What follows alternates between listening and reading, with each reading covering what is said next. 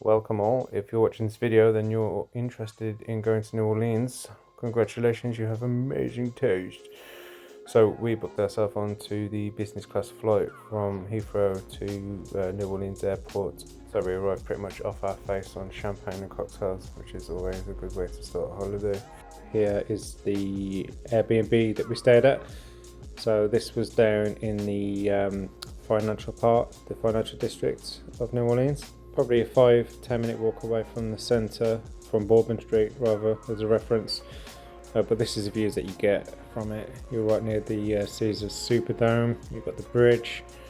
You've got a really nice skyline view as well. I'll put the link on again for where we stayed. Again, it was on the route, so it was really worthwhile. So next morning, jet lagged, wake up straight into a bar. Pretty tanked quite quickly, as you can see with these float shots. Straight in for the old traditional pancakes there.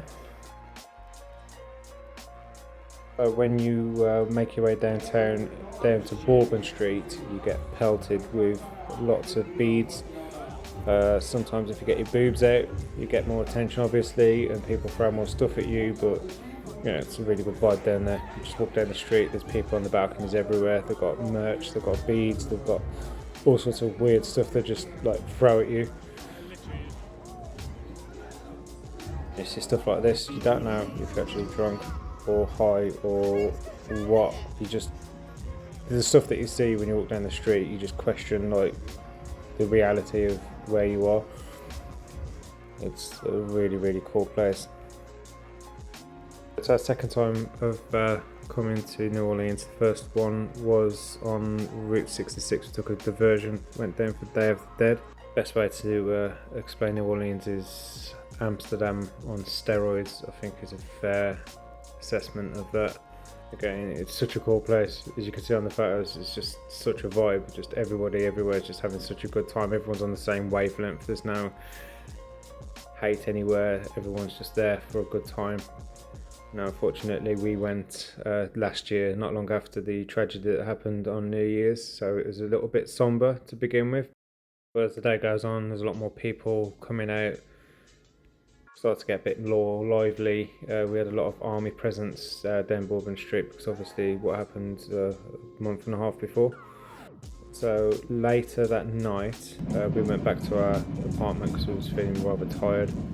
And this is what we almost tried to fall asleep to. So we was unaware at the time that the parade was literally right outside of our apartment. Googling the routes online, we didn't realise there was an app actually to track the parade. Luckily, the parade made its way to us, so we just sat down at the window, just looking down for a good hour and a half, 2 hours, just at the parade going past. As you can see, it's pretty lively, everyone's there having a good time. People are getting a lot of stuff thrown towards them.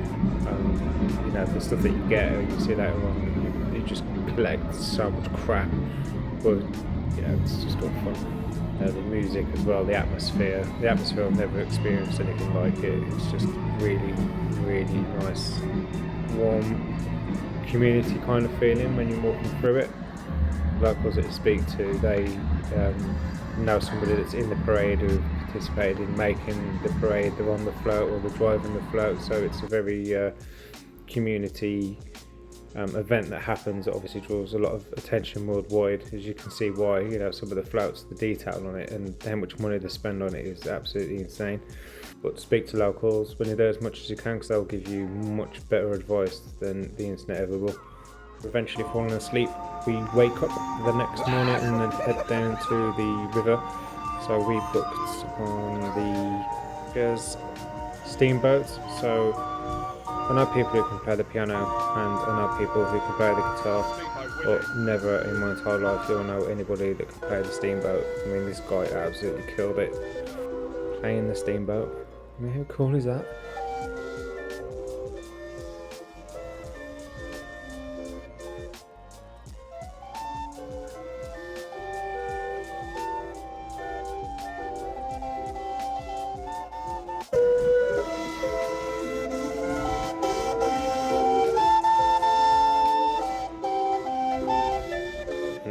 of Beethoven playing the steamboat. So as you go down the river, you go past quite a few scenic historic buildings. You get good pictures of those. It's quite a slow cruise. There's not a massive amount to see. It is actually better at night. We did this the previous time we come and did the night one. A lot better. The scenery is a lot better because it's all lit up, and it's just a lot more of a party atmosphere on the night as well. But through the day, it's still really nice. I mean, as you can hear, the music playing in the background, it does take you back, I guess, to what it would have been like 150 years ago, 200 years ago when New Orleans was established in itself.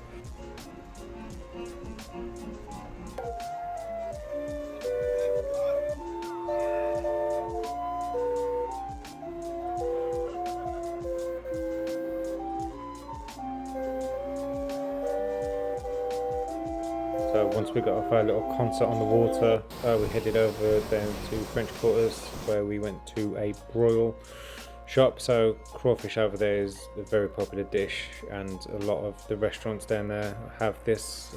They do like a catch and they serve it fresh. So this is usually timed. There's usually a couple of times a day that you can get there for that to happen. So if you're going to book into a seafood restaurant and you want broil, just check first that you've got a time slot and you can actually get to it. From that we head over to the legendary Café du Monde. So this is a bit of a staple in New Orleans. If you want to have beignets, if that's how you pronounce it properly, that's the place to go. We've tried it from a few different places there, but that really does taste the best in New Orleans. It's very busy, obviously. Queues can get quite big. You can choose to sit, take away. Obviously taking away is a lot quicker, and sitting you'll probably have to wait a little while for it, but again, it's worth it. It's a really nice place to eat. It's right by the river as well, and you get to take in the atmosphere of New Orleans while you're just sitting down and having a coffee and a beignet. Later on in the day we carried on drinking, and I may have accidentally gone into a tattoo shop, spent an insane amount of money on a tattoo, which I wanted to do the previous visit, but there wasn't enough availability for me to do that. So yeah, got that tattoo, and that is the only kind of tattoo that I would get, and that's the only place in the world I would ever get that kind of tattoo from, because New Orleans obviously is very big on voodoo and witchcraft and stuff like that. So not only is it a cool tattoo to have, but it's also got a lot of meaning and resembles New Orleans as well. The next morning, recover by going to the donut shop and then coming back and having a very nutritious breakfast of mimosas and shots before heading out to the antebellum farms. So a lot of these antebellum farms that you can see are actually pictured in quite a lot of famous films, like Django Unchained, He is a Slave, and Into the Vampire. Get a good tour guide, well worth it, very informative, and obviously there's a lot of stories around the antebellum farms as well that you can see. It's quite graphic actually, some of the stuff that you read as you walk around, and some of the stuff that the guide tells you. But it's a beautiful place to visit, but what happens there is absolutely vile. It's the big horrible stain of human history.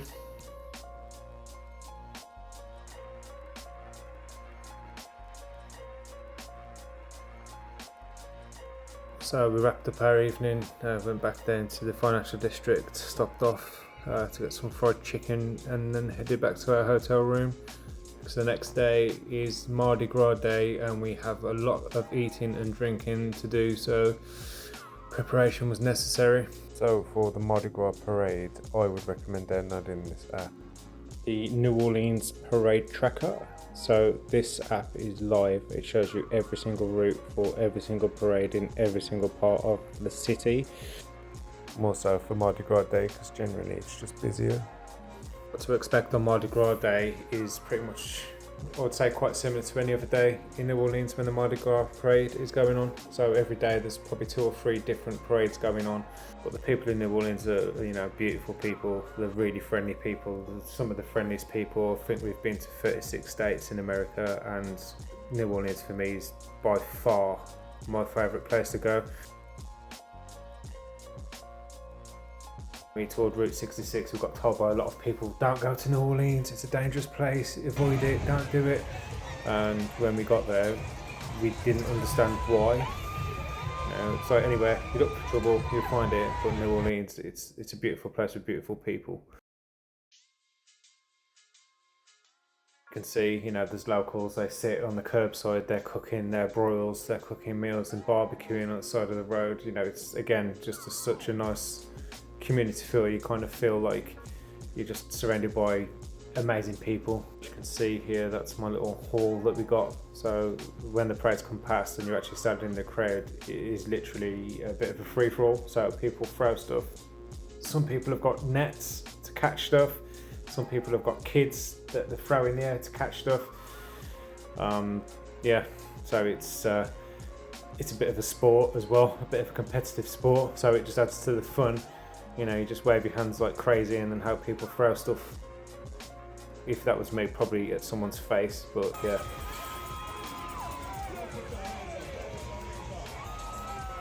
You see people walking in all different directions. They're all going to their favourite spot. Locals will recommend places to go. It changes every year because the parades will change every year, so I can't recommend what or where to go because the routes will differ from what we went to last year.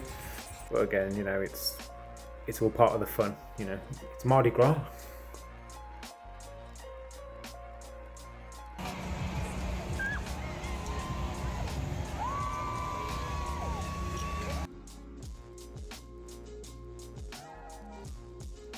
So after the parade, we then headed back down to Bourbon Street, and as you can see, Amsterdam on steroids, just absolutely nuts. If you're sober, you'd think you've been drinking a lot because of what you see. It just is absolutely crazy place. So after recovering again, we then headed downtown. We stopped at this restaurant, had some Rockefeller oysters, charbroiled oysters, all of that. I mean, it's so nice. Like, it was really, really nice start of the day. From there, we was meeting some of the people that we went with at the Sazerac bar. So before that, we headed over to the Carousel bar. So this place has a carousel in the bar, obviously.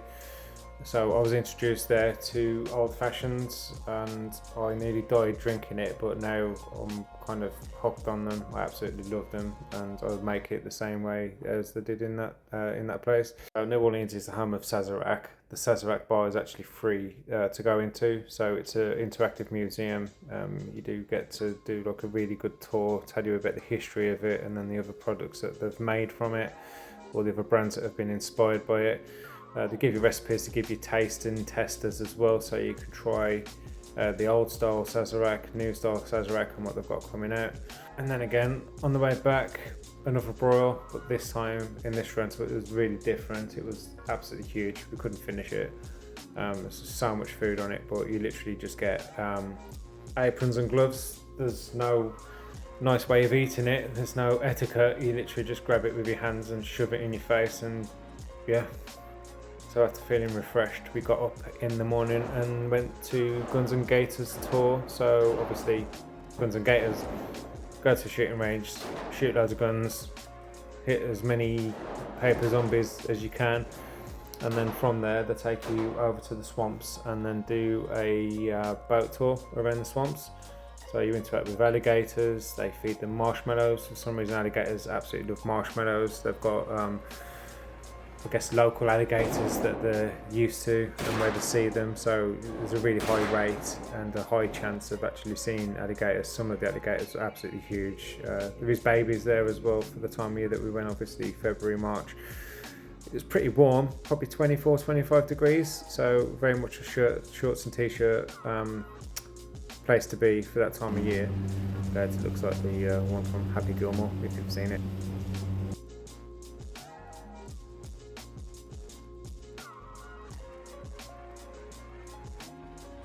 So after the tour we headed over to this restaurant. So it's a smokehouse restaurant. It's a very popular restaurant to go to.